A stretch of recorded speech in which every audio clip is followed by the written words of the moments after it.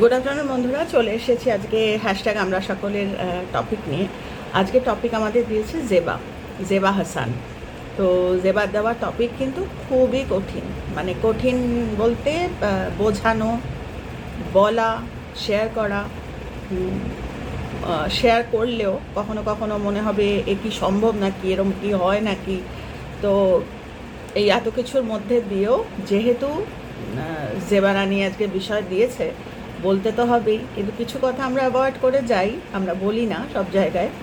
কিন্তু যেহেতু বিষয়ের মধ্যে এসেছে, সেটা বলতে হবে।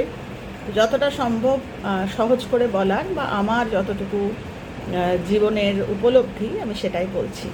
তো টপিকটা আগে বলে নিই। টপিকটা হচ্ছে ক্ষমার কি কোনো মানদণ্ড আছে? ক্ষমা, তো ফরগিভনেস, ক্ষমার কি কোনো মানদণ্ড আছে? কোথাও কি কোনো জ্ঞানদণ্ড বা কোনো মাপকাঠি আছে যে কোন ক্ষেত্রে ক্ষমা করা যায় আর কোন ক্ষেত্রে ক্ষমা করা যায় না? এরকম কিছু আছে? সেইটা নিয়ে আলোচনা করো। খুবই এটা একেবারেই মানে কি বলবো, বিশ্বাস করলে মিলায় বস্তু, তর্কে বহুদূর, এও ঠিক তাই। মানে আমি আমার মতো আলোচনা করব, কিন্তু শোনা বা বিশ্বাস করা বা কাজে লাগানো সেটা যার যার নিজের ওপর। তো ক্ষমা বলতে প্রথমেই আমার যেটা মনে হয় সেটা হচ্ছে পদ্ম ফুল। পদ্ম ফুলটা এমন একটা ফুল, আমি যদি উদাহরণ হিসেবে দিই, যে এটা আমার নিজের একটা প্রশ্ন ছিল, যে কালো মাকে বা কালী ঠাকুরকে আমরা জবা ফুল দিই, কিন্তু মায়ের আমরা বলি, যদিও মা কানে কানে এসে বলে যায়নি, বাট স্টিল ঠাকুরকে দেখেছি, বড় বড় মানুষকে দেখেছি, বড়দের দেখে আমরা শিখি। তো জবা ফুলের একটা মালা জোগাড় করার জন্য গতবার আমি 5 অবধি উঠেছিলাম, তোমাদের দেখিয়েওছিলাম। তো এহেন জবা ফুল, সেই জবা ফুলের ওপরেও কিন্তু আমি মা কালীকে বসিয়ে ছবি আঁকি না। আমি যখন মা কালীর ছবি আঁকবো, তখন আমি পদ্ম ফুলের ওপর বসাই। বা আমার গুরুকে, যখন আমার গুরু হয়তো সাদা ফুলে সন্তুষ্ট, কিন্তু আমি কোনো সাদা ফুলের ওপর আমার গুরুর ছবি আঁকি না বা দেখি না। বেশিরভাগ পটচিত্রে আমরা দেখি যে পদ্ম ফুলের ওপর গুরু বসে আছেন, শ্রীহরি বসে আছেন, মা বসে আছেন, পদ্ম ফুল। তো পদ্ম ফুলটা এতটাই সিগনিফিকেন্ট, মানে ওই ক্ষমার মতো। মানে পদ্ম ফুলটা হচ্ছে এমন ফুল যেটা হাজার নোংরা কাদার মধ্যে, হাজার অন্যায়, হাজার ভুল, তার মধ্যে কিন্তু পদ্ম ফুল জন্মায়। আবার এই এমন একটা ফুল যেটার বীজ এবং ফুল একসাথে হয়। মানে স্পন্টেনিয়াসলি যদি বলা হয় যে আমি যদি এখন খারাপ করি, তো কখন আমার খারাপের শাস্তি পাবো। এখন আমি খারাপ করলাম, খারাপের শাস্তি শুরু হয়ে যায়। কিছুটা ভিজিবল, কিছুটা ইনভিজিবল, দেখা যায় না। ভালো কিছু করলে কবে আমি ভালোর উপকার, ভালোর এফেক্ট পাবো, ঠিক তাই পদ্ম ফুলের মতো ফল আর মানে বীজ আর ফল একসাথে, মানে পটাপট হবে। তো এও ঠিক তাই, ভালো কিছু করলে তারও ফল কিন্তু শুরু হয়ে যায়, আমরা সবসময় দেখতে পাই না। জীবন সুন্দর হতে শুরু করে। তো গুরুর কাছে পারমিশন নিয়ে বলার চেষ্টা করছি, সেটা হচ্ছে ক্ষমা। ক্ষমা হচ্ছে তাই, ক্ষমা যদি আমি করতে পারি, ক্ষমার এফেক্ট আমার জীবনে শুরু হয়ে যাবে, আর অদৃশ্য কোনো একটা খাতায় লেখা শুরু হয়ে যাবে। আর যদি আমি ক্ষমা করতে না পারি, ওপরে দেখাচ্ছি ক্ষমা করছি, ভিতরে ক্ষমা করছি না, সেটারও কিন্তু শুরু হয়ে যাবে।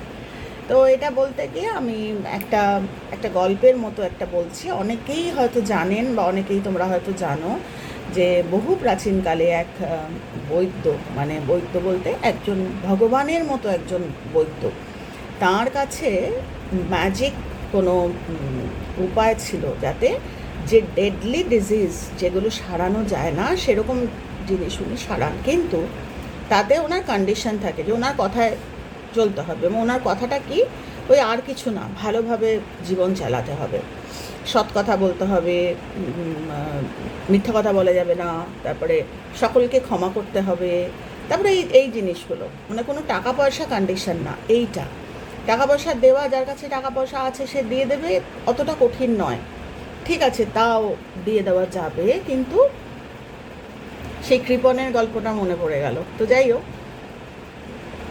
এখানে কিন্তু মুশকিল, এখানে নিজেকে করতে হবে, মানে আমাকে ক্ষমা করতে হবে, আমি মিথ্যা কথা বলতে পারবো না।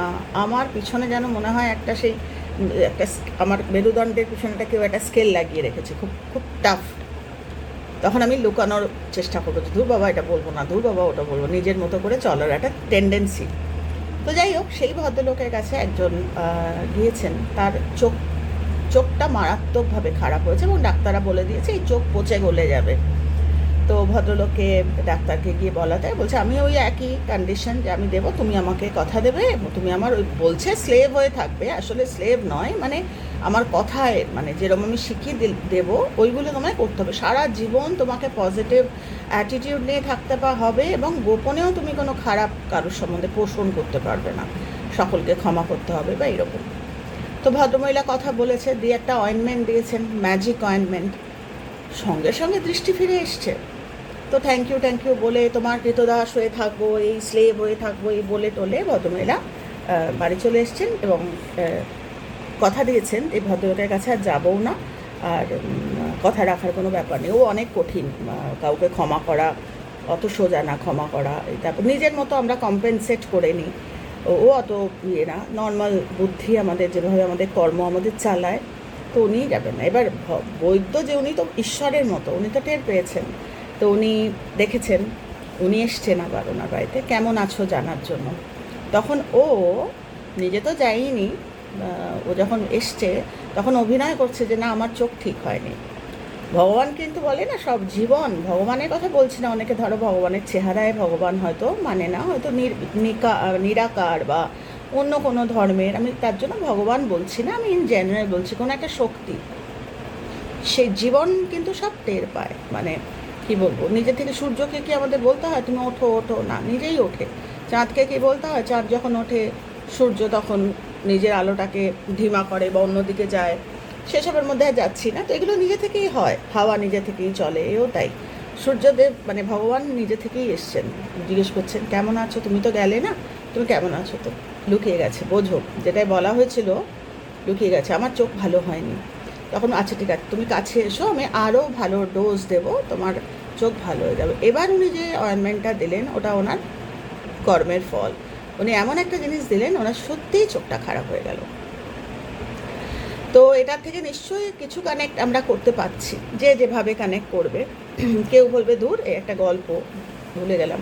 আবার যে সত্যি সত্যি কানেক্ট করবে সে বুঝবে যে আমরা যখন ভালো কিছুর মধ্যে থাকি তখন আমরা ভালো জিনিসই পাই। মানে এটা একদম কি বলবো, এখন লোকে বলতে পারে যে না ও তো ভালো, ও তো খুব ভালো, ওকে তো দেখি এত কষ্ট পেতে, তো সেখানে চলে আসবে ওই পূর্বজন্মের একটা, এই যে ভদ্রমহিলাকে বললাম, এ যখন চলে এসেছিল সেরমভাবে আমি ভাবতে পারি যে নতুন জন্মে চলে এলো, নিজের কর্মে চলে এলো। ধরো একটা এক্সিস্টেন্স ছেড়ে আমি মারা গেলাম, আমি কারোর কাছ থেকে একটা ধার নিয়েছিলাম বা কাউকে একটা কথা দিয়েছিলাম, সেটা আমি ওই জন্মে রাখিনি এবং আমার মৃত্যু হলো, আমি এই জন্মে চলে এলাম, আমি ভাবলাম আমি বেঁচে গেলাম না, ওই পুরনো ধার যাকে আমি শোধ করিনি সে কিন্তু এ জন্মেও আমার কাছে এসে দাঁড়ায়, কখনো সন্তান বেশে, কখনো স্বামী বেশে, কখনো কাছের যার যত ধারের সংখ্যা তার মানে এফেক্ট বা তার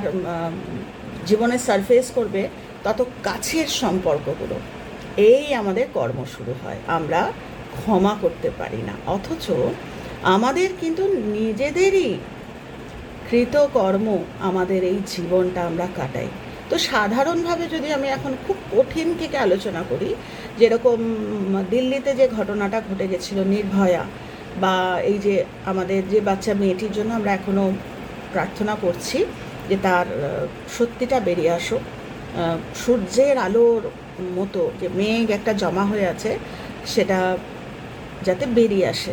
তো সেক্ষেত্রে যদি প্রশ্ন হয় যে যে ঘটনাটি ঘটে গেছে, এইটা আমার এখনকার প্রশ্নটা, এটা আমি আজ থেকে মানে বহু বছর আগের কথা বলছি, যখন 2008-এ মনে হয়, না 2008 না, এটা কত সাল, 2011 বা 2012-তে, 2012-তে বোধহয় দিল্লির নির্ভয়ার ঘটনাটা, বিভৎস ঘটনাটা ঘটেছিল।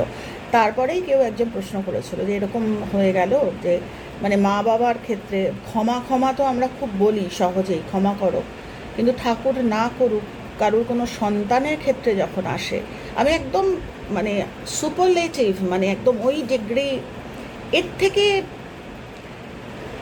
একটা বাবা মার আজকে অভয়ারটা আমরা দেখতে পাচ্ছি, নির্ভয়ার মা বাবাটা আমরা তখন সেই সময়টা যারা টিভিতে খবরে, তো তার প্রশ্নটা হচ্ছে যে তাদের পক্ষে কি ক্ষমা ক্ষমা বড় বড় কথা বলা যায়, কিন্তু যে বাবা মার এরকম ঠাকুর না করুক ঘটেছে, তারা কি কখনো ক্ষমা করতে পারবে? তো ওই যে বললাম, আমরা মায়ায় বদ্ধ জীব। এর থেকে বেশি ডিটেলে আমার পক্ষে বলা সম্ভব হবে না, কেননা এর আগেও আমি বলেছি যে আমি যেহেতু কজ অ্যান্ড এফেক্ট আলোচনা করি, আমি একটা মাতব্বর হয়ে গেছি এবং আমি যা কিছু বলে দিলাম, মানুষকে প্রভোক করে দিলাম। মানুষ আমাকে বলতেই পারে এটা ওটা সেটা বলতে পারে, তো সেই যখন আমাকে অ্যাটাক করবে মানুষ, কারণ আমিই তো ভুলটা বলেছি। একটা মানুষ ধরো সে জানেই না কজ অ্যান্ড এফেক্ট, তাকে আমি বলছি হ্যাঁ তোমায় ক্ষমা করতে হবে ওই মানুষটা, তখন সে আমাকে খারাপ কথা বলবে যে তুমি কে হরিদাস, তোমার কথা আমি শুনবো কেন? তাতে কি হচ্ছে? ভাইসি ভার্সা, আমি বলেছি বলে সে আমাকে অ্যাটাক করছে। তার জন্য আমাকে খুব সাবধানে আমি বলছি, মানে এই না যে যা মনে হলো বলে দিলাম। আমি কাউকে প্রভোক করতে পারি না, I should be very careful. মানে যখন এই ধরনের আলোচনাগুলো করব, আমি জানি বলেই আমি বলে দিলাম তা না, আমাকে এমন বলতে হবে যাতে সহজপাচ্য হয়, মানুষ যাতে কর্মে কাজে লাগাতে পারে, কেননা এটাও কিন্তু আমার কর্ম। এই যে আমি শেয়ার করছি তোমাদের, আরেক দিন বলবো কেন কর্ম বলছি।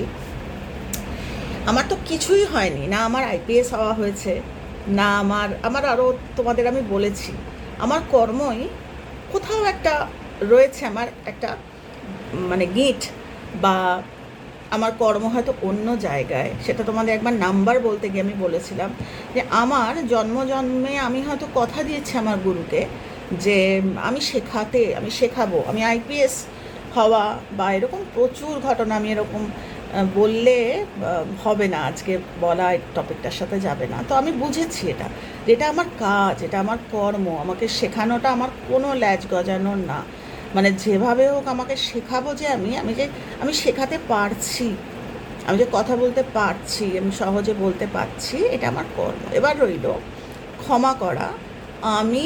আমারই কোনো কৃতকর্ম যার জন্য কী করে বোঝাই যে এই ধরনের যে ঘটনা ঘটে গেছে, আমরা তো অনেক ছোটোখাটো জিনিস নিয়েও মানুষকে ক্ষমা করতে পারি না, আর এটা তো আমি বলছি সেই মারাত্মক একটা ঘটনা।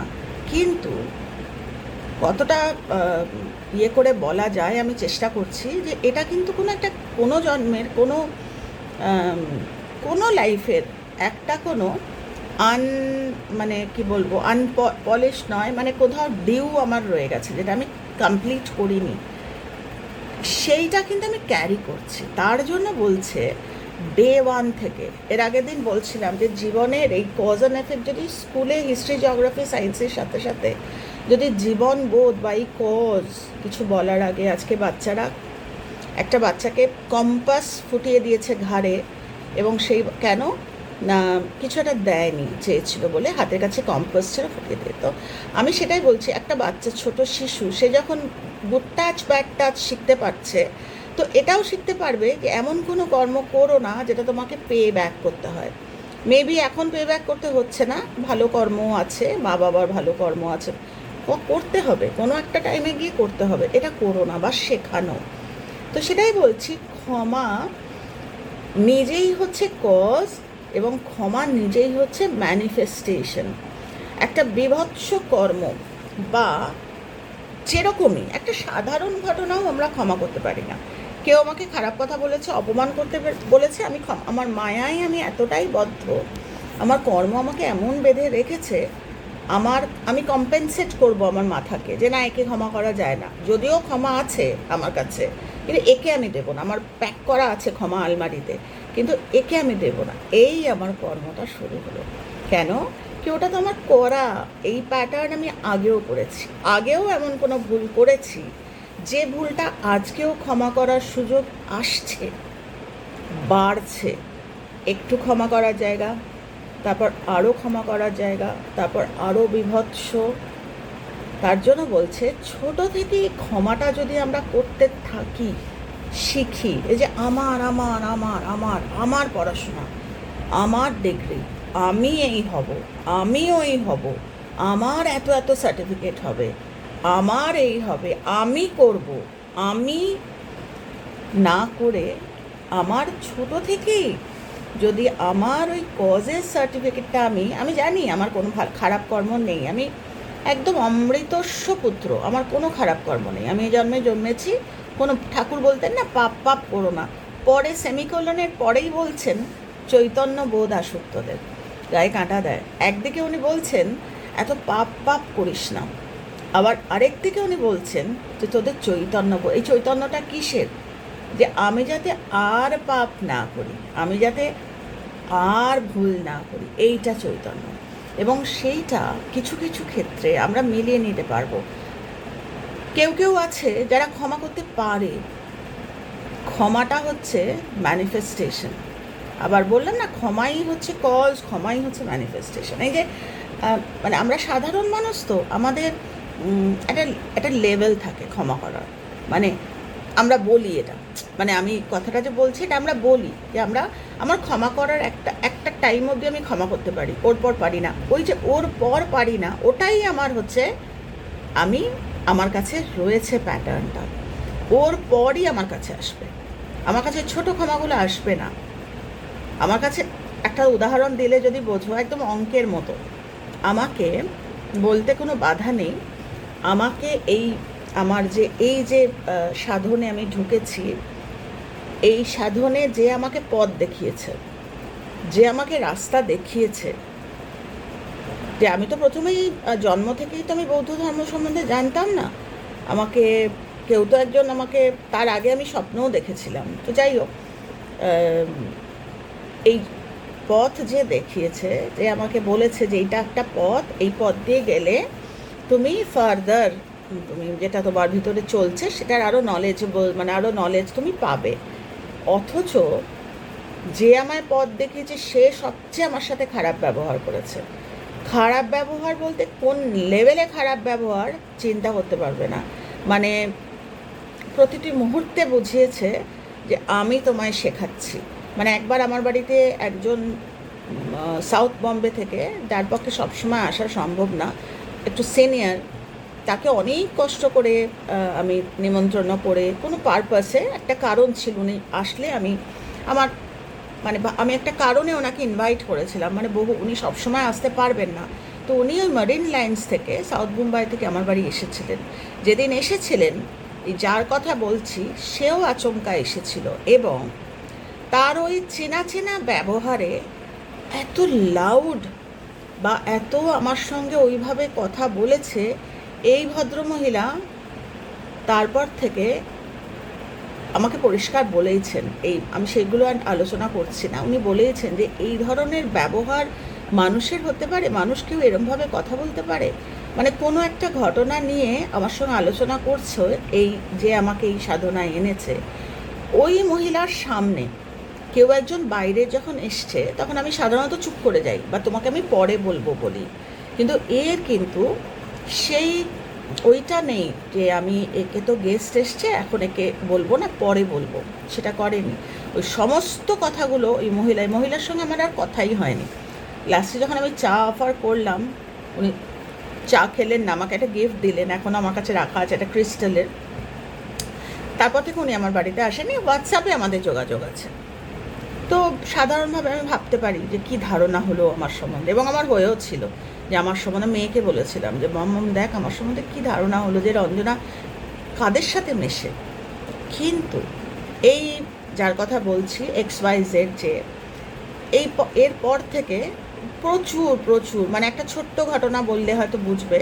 তো আমরা অটো করে আসছি একদিন একটা মিটিং থেকে, দিয়ে আমি আমার হাজব্যান্ডের কথা কিছু একটা বলছি, তখন আমাকে থামিয়ে দিয়ে বলল, না না তোমার হাজব্যান্ডের মতো ওইরকম চাকরি না, ও অনেক বড় চাকরি করে।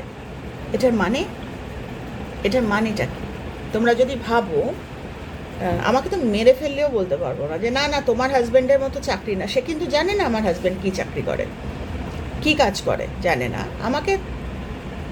আমাকে চুপ করানোর জন্য সে বলছে যে না না এরম না, যার কথা আমি বলছি সে অনেক উঁচু পজিশনে আছে, কিন্তু আমি পড়াশোনা বলো বা আমার গুরুর আশীর্বাদ বলো, আমি নিজেকে আমি উত্তর দিইনি। একদম শেষের দিকে একবার আমি রুখে দাঁড়িয়েছিলাম, সেটা একটা মারাত্মক ঘটনা হয়েছিল। তো যাই হোক, কিন্তু পরবর্তীকালে আমি বুঝেছি যে যতদিন না এই যে ঘটনাটাকে আমি ক্ষমা করে এটাকে টেক কেয়ার করব, আমি যদি তার থেকে সরে যাওয়ার চেষ্টা করি, সেই রকম মানুষ আমার জীবনে আরও আসবে। কেননা এটা আমারই কোনো একটা প্রিভিয়াস লাইফের, আমারই না করা, মানে আনডান একটা কাজ, যেটা সারফেস করছে আমার এই গাইডের চেহারায়। সেটা গাইডের চেহারা না হয়ে অন্য চেহারাও হতে পারতো। আমি জবে থেকে এরপর ওকে দেখলেই না আমার একটা ভয় হতো। আমি একটু একটু ভীতু প্রকৃতির মানুষ ছিলাম একটা সময়, একটু সাবমিসিভ মতো। যারা আমায় চেনে তারা জানেন। যখন থেকে আমি ব্যাপারটাকে ক্ষমা করে এই ব্যাপারটাকে বুঝলাম যে না, এই যে আমার সামনে দাঁড়িয়ে এরমভাবে আমার সামনে সারফেস করছে, ওইভাবে কথা বলছে, ওটা আমার পাওয়ার ছিল। ওই সবার সঙ্গে তো করে না, ও তো সবার সঙ্গে এরম করে না, আমার সাথেই করে। মানে কি, ও ওই কর্মগুলো না ইয়ের মতো, সুতোর মতো, যেটা দিয়ে একটা ক্যানভাস, মানে একটা কাপড় তৈরি হয়।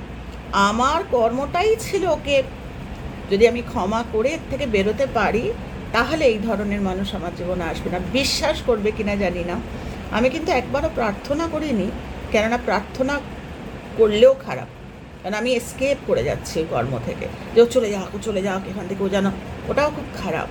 তো আমার ওই অভিজ্ঞতাটা হয়েছিল বলে আজকে আমি মানুষকে শেখাতে পারি যে আমাকে এমনভাবে ও বিরক্ত করতো, ওপেন ফোরামে আমাকে এমনভাবে ছোট করতো, কেননা ও ছোট করার কেউ না, আমারই আনফিনিশড কোনো কর্ম, আমারই হাফ ডান, আমি হয়তো প্রিভিয়াস লাইফে কাউকে করেছিলাম, বা আমি সেটাকে আমি করতে পারিনি, তার জন্য আমার এই চেহারায় এসে দাঁড়িয়েছে। তো যেদিন থেকে আমি ক্ষমা করে, আমার ওই কজ এবং ম্যানিফেস্টেশন সঙ্গে সঙ্গে শুরু হলো। হঠাৎ করে শুনলাম যে ওরা ট্রান্সফার হয়ে যাচ্ছে, এবং তারপর থেকে ওই ধরনের মানুষ যারা আমাকে এভাবে কষ্ট দেবে বা ওপেন ফোরামে আমাকে এভাবে, আমার কিন্তু আর আসেনি।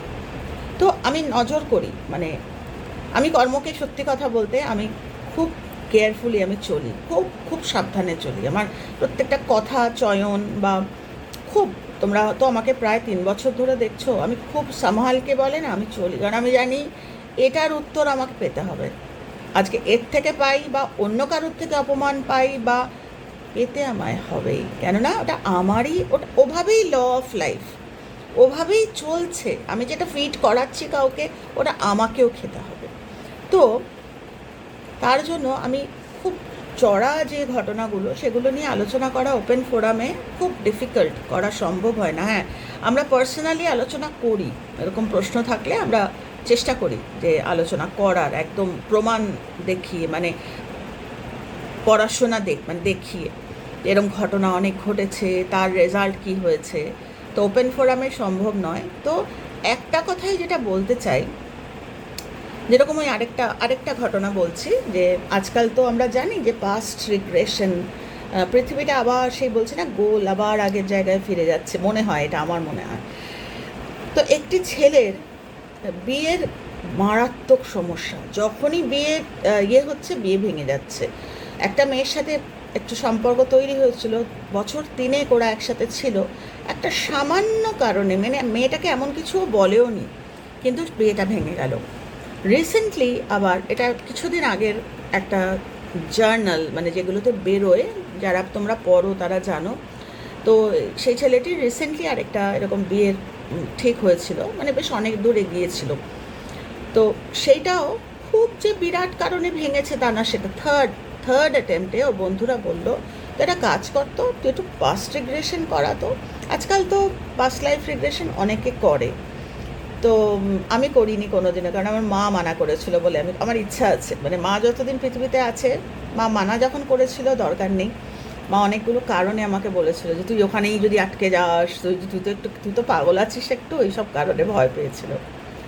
তো যাই হোক, দিয়ে এবার এই ছেলেটি তখন বন্ধুদের কথা শুনে খুব ভালো একজন পাস্ট রিগ্রেশন মানে যিনি করেন তার কাছে, এবং অনেকগুলো সেশনের পর, যেটা মোটামুটি একটা সপ্তাহ তো বেরোয় না, যতটুকু বেরোয়, জানা গেছিলো যে ও নিজেই বলেছে, মানে ওই থেরাপিতে বা ওই কন্ডিশনসগুলোতে, সেটা হচ্ছে কোনো একটা লাইফে, দেখো এগুলো পুরোটাই কিন্তু বিশ্বাস অবিশ্বাসের ব্যাপার। যারা বিশ্বাস করবে না আমার ভিডিওটা, প্লিজ তারা এই ভিডিওটা না দেখলেই আমি বলবো ভালো, কেননা কোনোটাই আমি বানিয়ে বানিয়ে গল্প বলছি না, আমি যেগুলো জেনেছি আমি সেগুলোই শেয়ার করছি।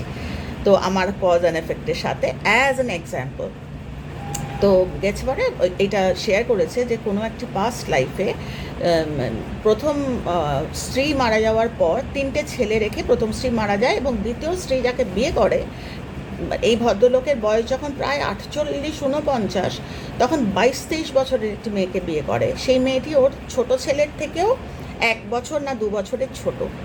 তবে ছোট্ট করে বলছি, বেশ কিছুদিন যাওয়ার পর নোটিস করতে শুরু করলো, বা একটা ইনসিকিউরিটিতে ভুগতে শুরু করলেন এই ভদ্রলোক, যে ছোট ছেলের সাথে এই সৎ মায়ের সম্পর্ক আছে। আদতে তা না, সেটা এমন জায়গায় পৌঁছে গেল, এই বউয়ের হাত মুচকে দেওয়া, হাত ভেঙে দেওয়া, মেরে, কিন্তু আদতে নয়, সম্পর্ক সৎ মায়ের সাথে ছোট ছেলের একেবারেই বন্ধুর মতো, কোনো ওই নয়। শেষ পর্যন্ত পঞ্চায়েতে ডাকা হলো, তাকে অপমান করে, তাকে সেই মানে বউটি কিন্তু কিছুই করেনি, বউটি কিচ্ছু করেনি, শেষ পর্যন্ত বউটি কিন্তু গলায় দড়ি দিল। তো আন্ডান একটা, পরে ভদ্রলোক নাকি সরি টরি, যাই হোক, কর্মা ততদিনে যা করার। আমি যতই সরি বলি না কেন, জীবন বলে না, পিছন ফিরে একবার যদি জীবন সামনে আসলে মারাত্মক, তার আগে বাবা সাবধান হয়ে যাও, কেননা জীবন বারবার নক করে, অনেকবার ক্ষমার এমন এমন জায়গা আসবে যেখানে তুমি ক্ষমা করতে, যখন আসছে, সবার বলছি না, যে ক্ষেত্রে আসে, সেখানে একটা বিশ্বাস রাখতে হয় যে আমারই কোনো এতটা হিট হলো, বা এ আমাকে এরম অপমান করলো, বা আমার বাচ্চাটাকে এ বললো, নিশ্চয়ই আমার একটা, তো তখন চেষ্টা না, ক্ষমা কিন্তু কোনো চেষ্টা না, ক্ষমা একটা সাধনা, আমরা ক্ষমা করতে পারি না, আমরা সেই লেভেল অফ, আমাদের পিউরিফিকেশন অফ সেন্সেস আমাদের নেই। সাধারণ মানুষ এখানে আমরা আসি যদিও আনন্দ পেতে, কিন্তু আমরা ভুল কর্ম করে আমরা কিন্তু সবার কথাই, আমিও মানে সবার কথাই বলছি। তো এই ভদ্রলোক কিন্তু এই যে পরবর্তীকালে এই ছেলেটির মানে জন্ম, এবং সে কিন্তু যেহেতু বিয়েটাকে নিয়ে সে এইরকম করেছিল, আজকে এইটা ওয়ান অফ দ্য মানে কি বলবো, একটা মারাত্মক কারণ, তার জন্য ও কিন্তু আর বিবাহিত জীবন, গতবার তো 2টো, তো এইবারে ওকে তো আরও ওষুধপত্র বা ব্যবহার ভালো করার, বা যার যেরকম। তো এটা আমি কানেক্ট করলাম তোমাদের সাথে, যে হ্যাঁ, আমাদের সবার পক্ষে তো পাস্ট রিগ্রেশন করা সম্ভব না, কিন্তু আমরা যদি এটা ধরে নিই যে আমার জীবনে যেটাই হচ্ছে, আমার বাচ্চাকে কেন কেউ অপমান করবে, কেন আমি আমার বাচ্চাকে তৈরি করব না, তো ওভাবে আমি তো কজ শিখিয়েই বড় করব। তো বা ওই সবার সাথে তো এটা হচ্ছে না, আমার সাথে হচ্ছে, মানে আমার একটা অ্যালবাম বা আমার একটা কোনো রেকর্ড এটা রয়েছে, না হলে চেনা চেনা রেকর্ড না থাকলে হয় না, মানে এটা আমার কথা নয়, এটা আমি আমার পড়াশোনার থেকে বা আমার যা অনুভব বা আমি যেটা মেনে চলি জীবনে, তার জন্য আজকে ঠাকুর না করুক, দেখবে কথায় কথায় আমি ঠাকুর না করুক বলি, এগুলো কিন্তু সবই আমার ওই ট্রেনিং থেকে, বা আমার আমার জীবনের একটা সরি বলানোর, আমাকে নিয়ে প্রচুর মানুষ হাসাহাসি করে, ইদানিং হয়তো করে না, মানে কয়েক বছর আগে পর্যন্ত করেছে, এই কী রে তুইও, মানে আমার ওদিককার মানুষরাও বলেছে, বাবা বাবুনকে আজকাল তুই সরিও বলাতে শিখে গেছিস, মানে that was a kind of মানে ওটা কিন্তু ইগোর জন্য নয়, বাবুন মানে আমার হাজব্যান্ড, বাবুন সরি বলো এরম বলি, হয়তো কারোর সামনে বলে ফেলেছি, বাবুন একটা কিছু বলেছে, তখন আমি আমার মেয়েকে মাম সরি বলো, সেই অবধি মানুষ মেনে নেয়, মা বাচ্চা, কিন্তু স্বামীকে সরি বলাচ্ছে, ইগো হয়ে যায়, কিন্তু ইগো না, আমি তোর জীবনে এসেছি ফ্রেন্ড, ফিলসফার, গাইড, ও আমাকে সবসময় সেটাই বলে যে আগের জন্মে বোধহয় তুমি আমার মা ছিলে। মানুষ আমাকে কি বললো যে বাবা বাবুন এত মানে বাবুন একটা সময় তো খুবই ওই রকম, আমার হাজব্যান্ডের কথা বলছি, একটু একটু তোমাদের বলেওছে এর আগে যে বাবা ছেলেরও মারাত্মক হয়েছিল, সেই ছেলেকে তুই আজকাল সরিও বলাচ্ছিস। আমি মনে মনে বললাম যে আমাদের যদি পিউরিফিকেশন অফ সেন্সেস থাকতো, তাহলে তুমি খুশি হতে যে বাবা ছেলের বউ ছেলেকে দিয়ে বেশ ঠিক ঠিক যাতে করে, বা ঠিক ঠিক কজে থাকে, সেই জন্য চেষ্টা করছে। আমি মা হলে বা আমি জেঠি হলে বা আমি মাসি হলে আমি তো খুশি হতাম। তো আমার যে পিউরিফিকেশন অফ সেন্সেস পুরো হয়ে গেছে তা না, কিন্তু আমি ওই চেষ্টা চালিয়ে যাচ্ছি। মানে কিছু হলেই দেখো, আমি নাম বলছি না, আমার খুব ক্লোজ একজন মারাত্মক একটা ভুল কথা বললো, একদম ওপেন ফোরামে। আমি তখন বললাম, আমি জানি ও আমাকে হিট করবে একটা বাজে কথায়, সেটা করলে আবার আমি সে ব্যাপারেও খুব যে আমি কাউকে প্রভোক করতে পারি না, তাই আমি নাম ধরে বললাম যে আমি বলছি তুই কি একটা সরি বলবি। বুঝতে পেরেছে তখন, কারণ আমি এই সরি বল এরম যদি বলতাম, ধুর বাবা তোমার সরি এরম বলতো ফট করে, তখন তাতে আমার অসম্মানটাও তো ঠিক কজ নয়। আমি ওকে সেটা প্রভোগ আমি বলবো তবে তো আমাকে অসম্মান করবে, আমি কেন বলবো ওরকম। সেটা না বলে আমি বললাম, এই তুই কি একটা সরি বলবি রে। তখন আমাকে হেসে বললো যে হ্যাঁ হ্যাঁ বলবো। আমি দুটো সরি বল না রে। তখন সরি বললো বাচ্চাদের মতো। তো সেটাই বলছি, মা বাবা প্রথম থেকে যেরকম মা বাবা ভালো খাওয়ান, ভালো সব কিছু করে, সেরকমই মা বাবা যদি প্রথম থেকেই আমরা যদি কজ মানুষকে শিখিয়ে দিতে পারি, তো তার ম্যানিফেস্টেশনটা না যদি থেকেও থাকে, মানে বলে না যে ঠাকুরের কথা বলছি, ঠাকুর বলছেন যে বিরাট কিছু হওয়ার ছিল ছোট্ট একটা অল্প কিছুর মধ্যে দিয়ে তোমরা মিলিয়ে দেখতে পারো, এইটা হচ্ছে লাইফ। তো আমরা বলি না আমরা ক্ষমা করি, ক্ষমা করা অত সহজ নয়। যার সে লাইফ আফটার লাইফ সাধন নেই, লাইফ আফটার লাইফ মানে দিনের পর দিন, আমি বলতে ভুলে গেলাম, লাইফ আফটার লাইফ মানে ভাবছো হয়তো যে অনেক লাইফে ক্ষমা তা না, মানে প্রত্যেক দিনের সাধন। প্রত্যেক দিন যেরকম ভগবানকে আমি তুলসী পাতা, কী কালারের দিতে হয় ফুল, এইগুলো সব জানি, কিন্তু আমি এটা জানি না যে কোথায় কোথায় আমার নিজেকে চেক করতে হয়, মানে নিজের মনেই কখন সরি বলতে হয়, বা কখন এইগুলো হচ্ছে সাধনা। এইগুলো করতে পারলে আপনি ওই ম্যানিফেস্টেশন অফ ক্ষমা বা ফরগিভনেস আসে। তো একদিনে আমি যদি কাউকে বলি যে ও আচ্ছা এটা হয়েছে তুমি ক্ষমা করে দাও, নট পসিবল।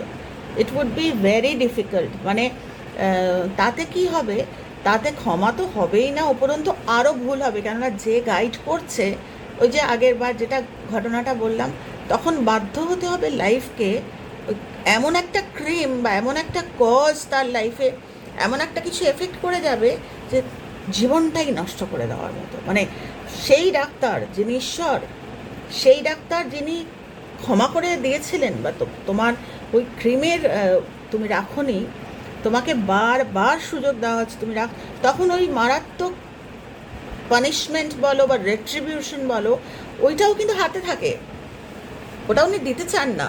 এটা আমি একজন মহারাজের মানে বাণী বা টিচিং শুনেছিলাম। উনি বলেছিলেন ভগবান 99 বার যে যার মতো করে বোঝানোর চেষ্টা করে ঠাকুরকে, উনি বলছেন, মানে ঠাকুরেরই কথা বলছেন, 99 বার ভগবান তোমায় ক্ষমা করবে, 100 বারের বার উনি যে পিছন ফিরবেন। তো ওইটা আমি আমার মতো করে বলছি, এটা যেন সেই পয়জনাস ক্রিম লাগিয়ে দেওয়ার মতো, জীবনটা একদম। তো তখন আমরা আবার ভুল করি, আমরা অন্য লোককে দোষ দিয়ে একবার যদি চিন্তা করি, কেননা আমরা কিন্তু অভয়ার ওইটা বেরিয়ে আসুক। তোমরা হয়তো বলতে পারো যে তুমিও তো প্রার্থনা করছো, যাতে আমি প্রার্থনা করছি এটা না ওর এই শাস্তি হোক, মানে আমি লাইফকে কখনো স্ট্র্যাটেজিটা বলে দিচ্ছি না, লাইফ আমার ঠেঙ্গা, লাইফ আমার স্ট্র্যাটেজি শুনবেও না। লাইফ কোনটা দেখবে, যে সমবেত টুগেদারনেস কি আসছে, যে আলো উঠুক, আর সব জানলা খুলে দিলে আলো আসবে, এটা পৃথিবীর নিয়ম। কি করব, ওর শাস্তি হোক, ওর এইরকম। আমি তো কারোর মুখে শুনলাম এরম কথা যে বলছে যে কেটে তার মধ্যে নুন দিয়ে দাও, মানে কি দ্যাট ইজ আগেন এক প্যাটার্ন, তুমি আবার নিজের প্যাটার্ন তৈরি করছো। সত্যি কি ওকে করা হবে বা না করা হবে, জাজ উইল ডিসাইড, আমরা জানি না সেগুলো, কিন্তু আমরা আমাদের আনকনসিয়াসনেস থেকে আমরা শাস্তি, ওই জন্য বলে যে অনেকে আছে না, এটা বলে এই তো তোর সাথে এরম হলো, ওই তো আমার সাথে এরম করেছিলি বলে হলো।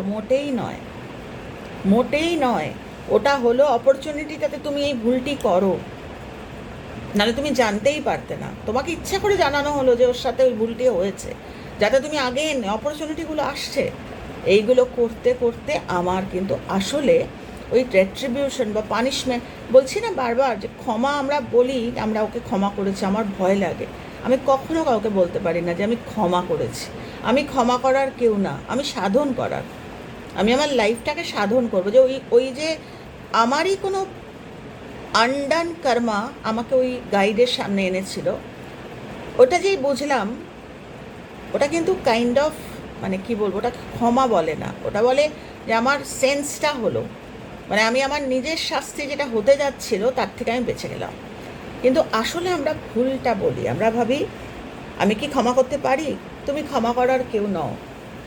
তুমি ক্ষমা, কারণ পৃথিবীটা চলছে একটা ডিভাইন একটা প্ল্যানে, প্রোগ্রামে। কালকে একটা পড়ছিলাম, একটা একটা আরেকটা জার্নাল পড়ছিলাম, যেখানে বলা হচ্ছে যে তোমার জন্মের আগের একটা প্ল্যান থাকে, যে তুমি কোথায় জন্মাবে। তোমার মানে এমনও আছে, মানে কার্মিক বলতে গেলে সব বলা ওপেন ফোরামে খুব উচিত নয় না বলা। আমি জাস্ট বলছি, এরমও আছে যে মা দুবার অ্যাবর্শন করিয়েছে, থার্ড টাইম যখন মা হতে চাইছে, বাচ্চা আর আসতে চায় না। আমরা ভাবি এটা ফিজিক্যাল, আমরা ভাবি শরীর আর নিচ্ছে না। It is not like that. Soul বলে না, অপেক্ষা করে, সোল অপেক্ষা করে যে আমার একটা শরীর চায় না, সোল জন্মাবো তবে আমার কর্মগুলো হবে। ওই একটা গল্প আমি লিখেছিলাম, অনেকে হয়তো তোমরা পড়েওছো, অলিক বলে। তোমরা যদি বলো আমি আবার গল্পটা পড়ে শোনাতে পারি। ওখানে আমি বানিয়ে মানে মানুষকে বোঝানোর জন্য বলেছিলাম যে ওই যখন ওই রিকনস্ট্রাকশন হয়, মানুষ যখন নতুন, মানে মৃত্যুর পর একটা রিকনস্ট্রাকশন, সেখানে ক্যাসেট থাকে, পুরনো ক্যাসেট চালিয়ে, আমি এখন আর বলছি না।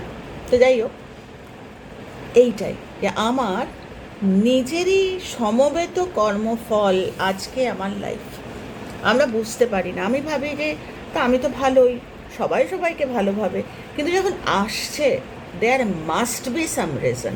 যেরকম আমি অ্যাকশন নিচ্ছি, আমি ডাক্তারের কাছে যাচ্ছি, আমি উকিলের কাছে যাচ্ছি, আমি জাজের কাছে, সবই করছি, কিন্তু অন্তরে যদি একবার মেডিটেশনের সময় আমার জ্ঞানে অজ্ঞানে আমি যদি কোনো ভুল করে থাকি, যার জন্য আজকে আমার সন্তানের উপর আসছে, বা এইটা যদি আমরা রোজ বলি না, তাহলে ওই 10 ডাইরেকশন থেকে যে বলে না যে তোমরা করে দেখতে পারো, দেখো এগুলো তো আমি কাউকে ওরমভাবে বলতে পারবো না, বা আমি যেটা করি নিজের জীবনে আমি দেখেছি কোনো জ্ঞান কাজে আসে না। ঠাকুর না করুক কোনো বিপদে সেই আমাকে প্রার্থনাই করতে হয়। তখন কোনো জ্ঞান, আমি একটা বই নিয়ে বলবো ডম ডম ডম ডম ঢম ঢম করে পড়বো, আমার যখন ঠাকুর না করুক কোনো দরকার, আমি কি করব? আমি going back to my prayer. তো ওয়াই নট দ্যাট প্রেয়ার? মানে ওই প্রেয়ারটা আমার আগে হবে না কেন? প্রেয়ার মানে দাও নয়, আমার কোনো কৃতকর্ম যেটা আমি, এটা রোজকার প্রেয়ার হবে, রোজ, এবং দ্যাট টু অন্তর থেকে, যেইটা ওই ম্যানিফেস্ট করবে আমাদের লাইফে, যেটাকে আমি বলতে, আমার বলার এটা চলে যাবে যে আমি কাউকে ক্ষমা করাটা স্পর্ধা। আমি কাকে ক্ষমা করব? সে হয়তো আগের জীবনে আমার মা ছিলেন, বা সে আগের জীবনে হয়তো আমার গুরু, আমি কাকে ক্ষমা করব? দেবদত্তা যে শাকামানি বা তথাগতকে এত কষ্ট দিয়েছে, লোটাস সূত্রার একটা গোটা চ্যাপ্টার হচ্ছে দেবদত্তা চ্যাপ্টার, ভাবতে পারো? দেখো গায়ে কাটা দিচ্ছে। Lotus Sutra, the supreme teaching of the Buddha, last teaching, final teaching, ওখানে একটা চ্যাপ্টার হচ্ছে দেবদত্তা। সেই দেবদত্তা যে এত কষ্ট দিয়েছে, তাকে শাকামানি বলে গেলেন যে ও আমার আগের জীবনে মেন্টর ছিল। সবাই জিজ্ঞেস করছে না তুমি কী করে ক্ষমা করতে?